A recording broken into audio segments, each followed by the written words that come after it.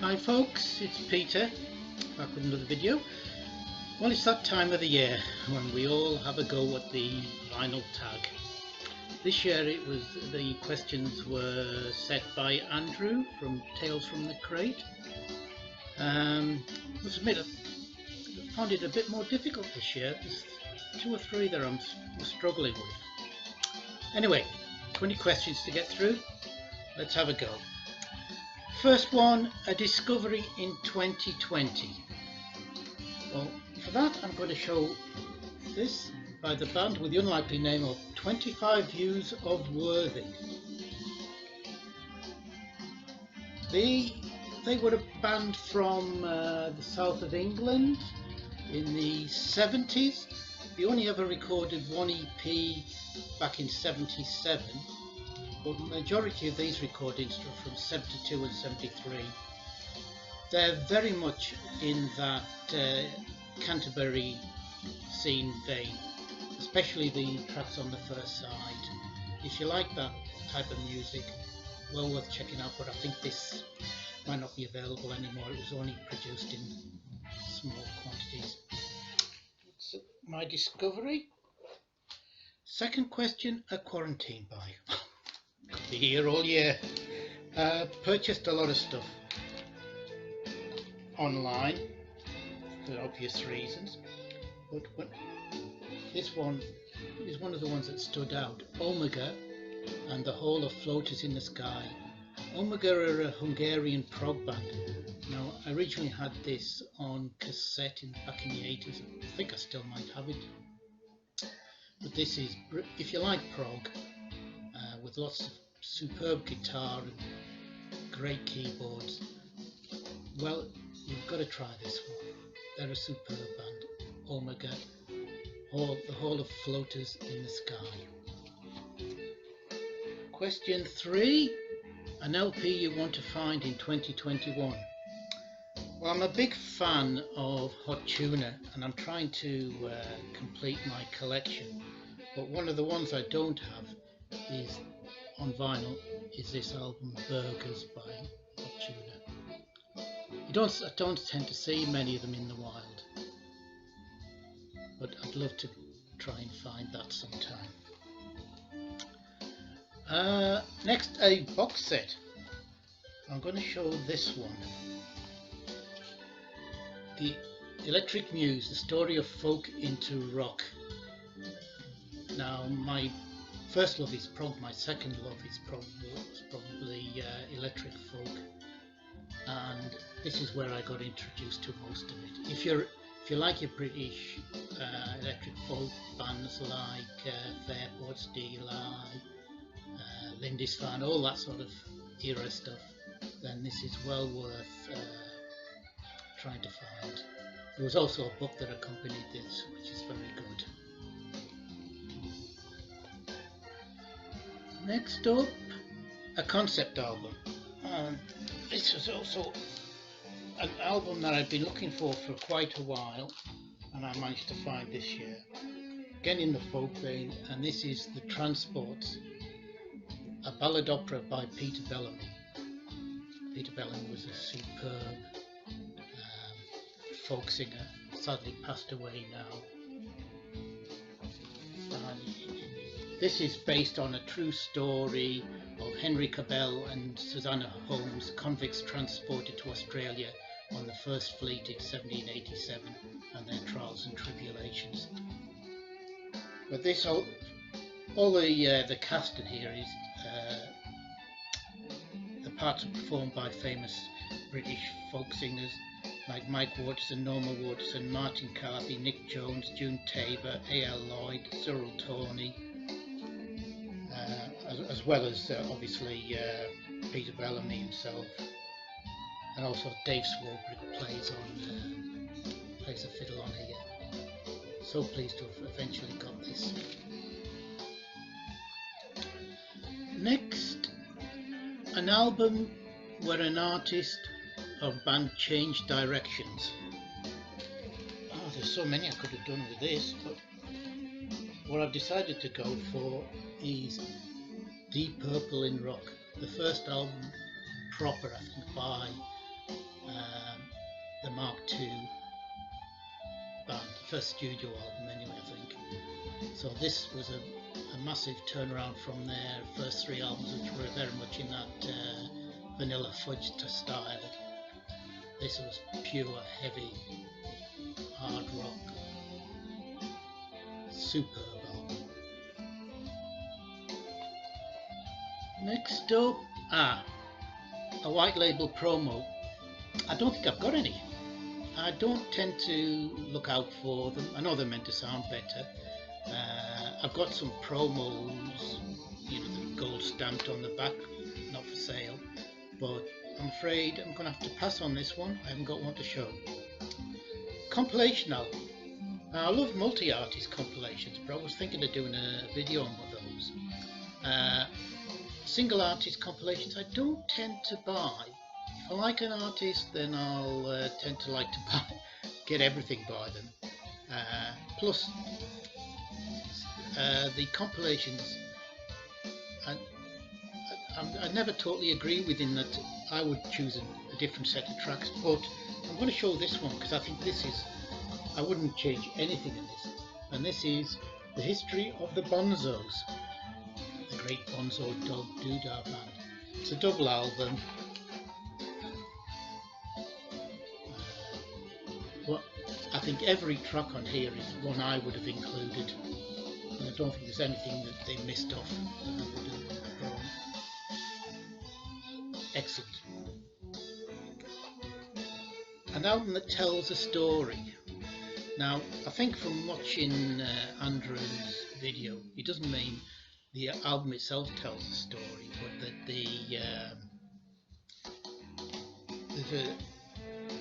there's a story related to you that relates to that album. I haven't got it on vinyl to show because I don't think it's ever been released on vinyl. But this album by Particle called Launchpad. Now, back in the early 2000s, my friends and I in Manchester were massive Deadheads, and we were also highly into the American jam band scene, and a lot of the bands were coming over to the UK at that point. Bob Weir and his band Ratdog came over 2 years running, I think. Mo, String Cheese Incident came over, and we would do the usual Deadhead thing and follow them around the country, going to every gig that we could. And one of these bands was Particle, who were one of the younger jam band bands, more into a sort of electronica sort of vein, a lot of prog. We saw the band and talked to them in Manchester. And I think the next gig down, I think it might have been Nottingham. We went and saw the gig, great gig, and then went down to the change rooms, to dressing rooms to see the band and have a chat with them and have a drink with them. Now, I don't know if you've ever seen the Spinal Tap movie and that scene where they're trying to find their way to the stage. Well, when we came out of the dressing room and tried to get out to the venue, it was exactly the same.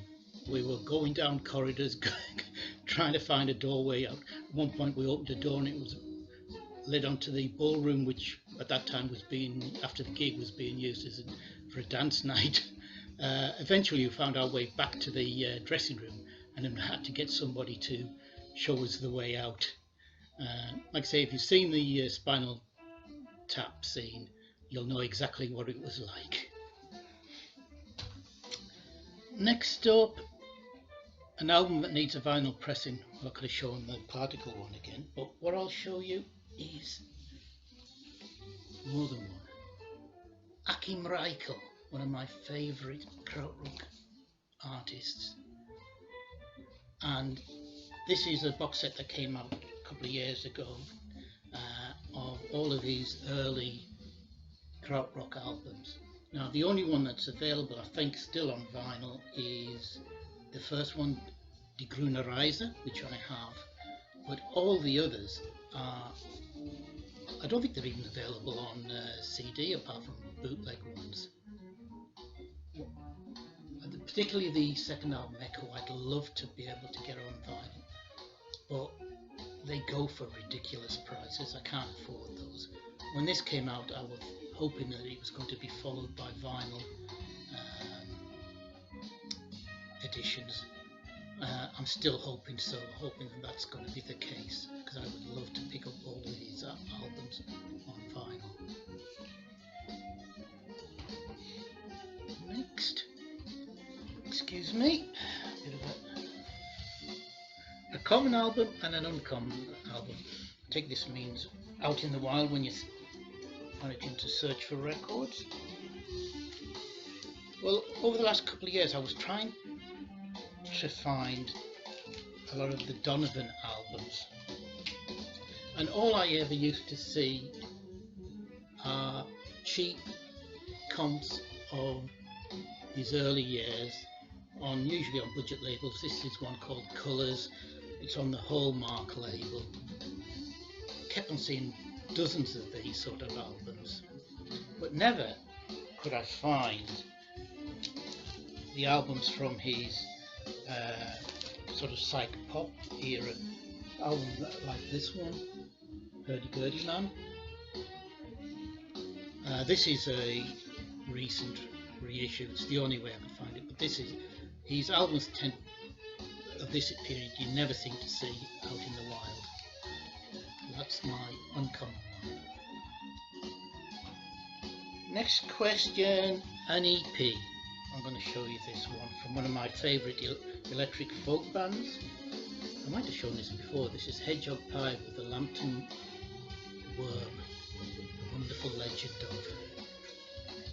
They were a Newcastle electric folk band in that sort of Steel Eye vein. And we did a show based on this northeast legend of the Lambton Worm. Brilliant stuff.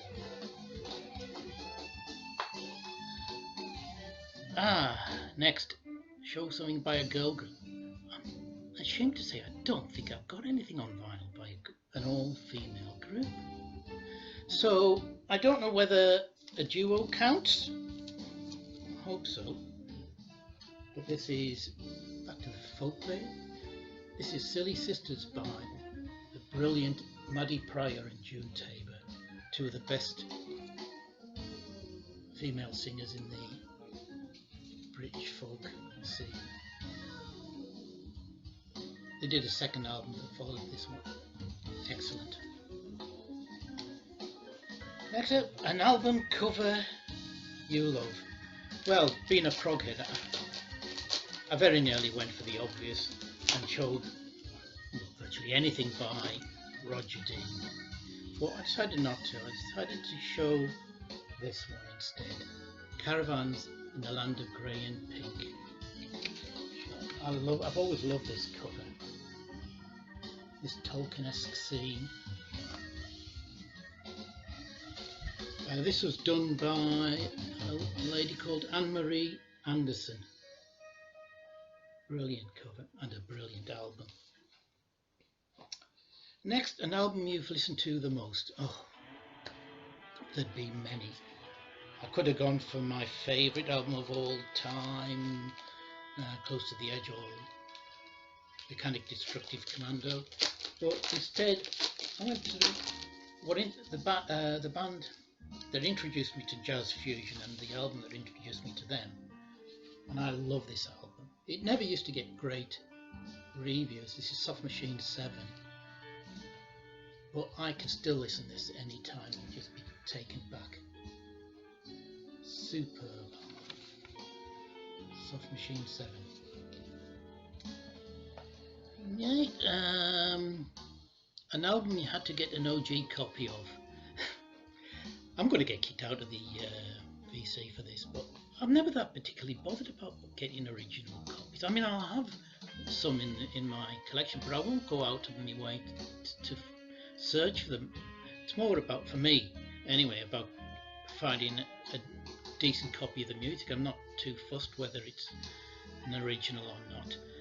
But having said that, I'll show you something that I really would like to find, because I used to have an original copy.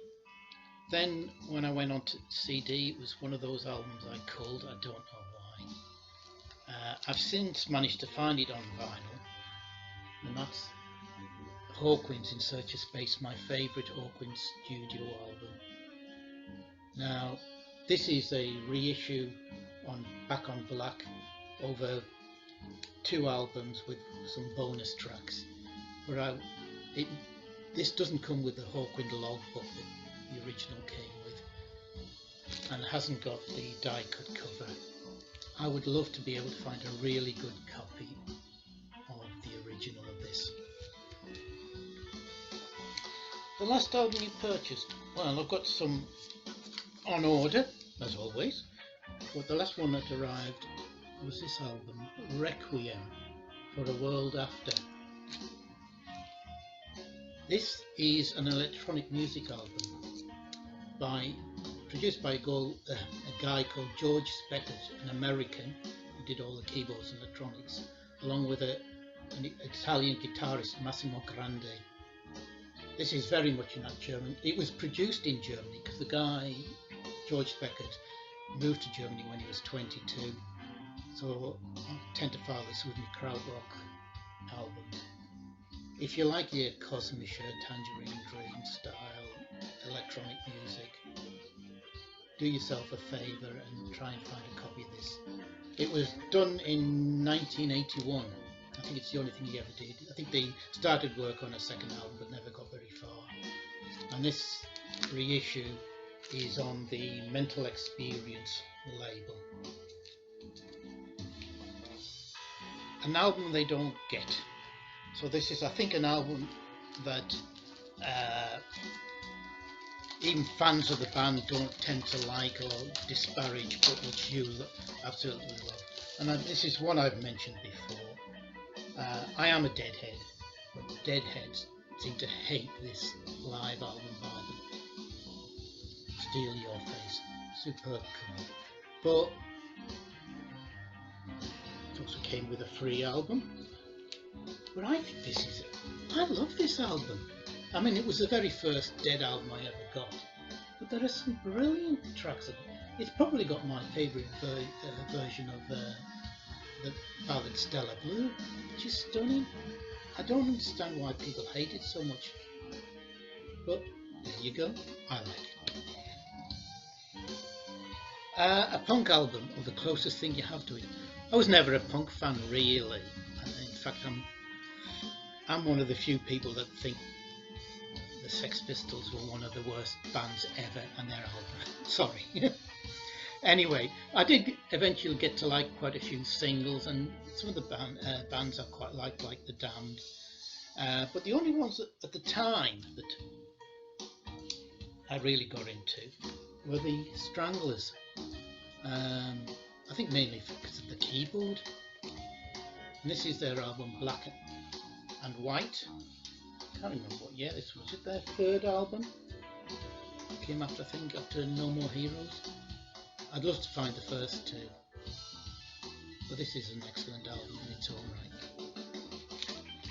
And finally, your favourite 2020 reissue. Well, if you saw my last video, 20 from 2020, I showed this album, but it can't be shown enough. The 18th Day of May. This was reissued on Cardinal Fuzz this year by my friend Dave Cambridge. They were a electric folk rock band, English folk rock band. Only ever did this one album, and it has, if you like your Fairports, Albion bands, that sort of stuff, it has that, but it also has, you know, elements of American Psych, etc. A bit of the Velvets in there, Quicksilver I could hear. Saw them live once, they were brilliant. It was only ever released on CD, but this year, as I said, Cardinal Fuzz re-released it on vinyl and expanded it to a 2-disc album, and the second disc is just as good as the first. So Absolutely brilliant. Well, that's it. Thank you. I hope you found that of interest. Just want to wish everybody all the very best for the new year. Let's hope it's going to be a good one. Thank you. Bye.